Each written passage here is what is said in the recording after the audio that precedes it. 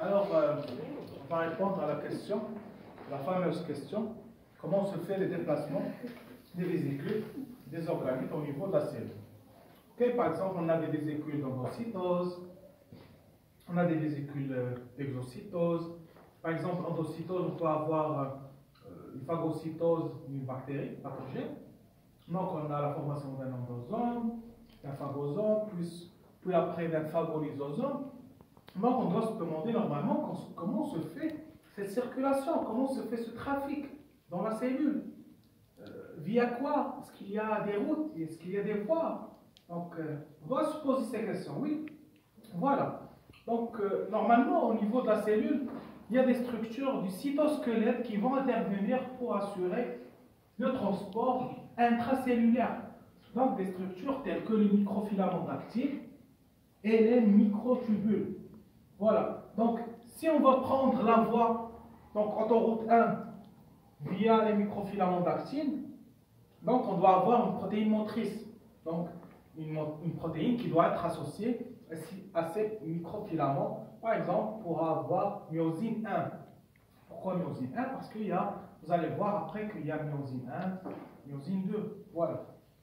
Sinon, si on va prendre la voie des microtubules, par exemple dans le cas d'endocytose ou encore d'exocytose, donc ces microtubules vont assurer, on va les voir ou bien on va les appeler les rails de la cellule, donc les rails intracellulaires.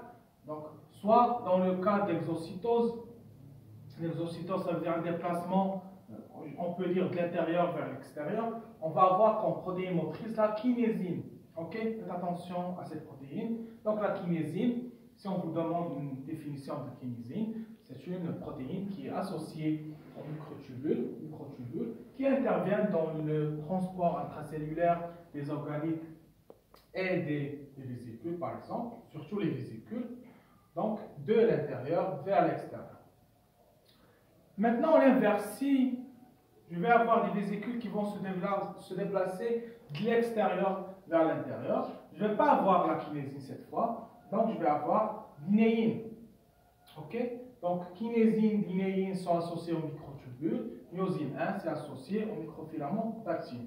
Donc dinéine, ça nous rappelle bras de dinéine, une protéine qui possède une activité ATPasique au niveau du flagelle, exactement au niveau de l'axonème du flagelle.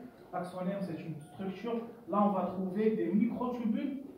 On va trouver 9 triplés ou bien 9 doublés, pardon, avec un doublet central de microtubules. Donc 9 fois 2 plus 2. Et comme protéine motrice, on va trouver bras de dinéine, donc qui possède une activité ATPasique. Ça veut dire qu'elle peut utiliser l'ATP, ça veut dire hydrolyser l'ATP. Voilà, merci.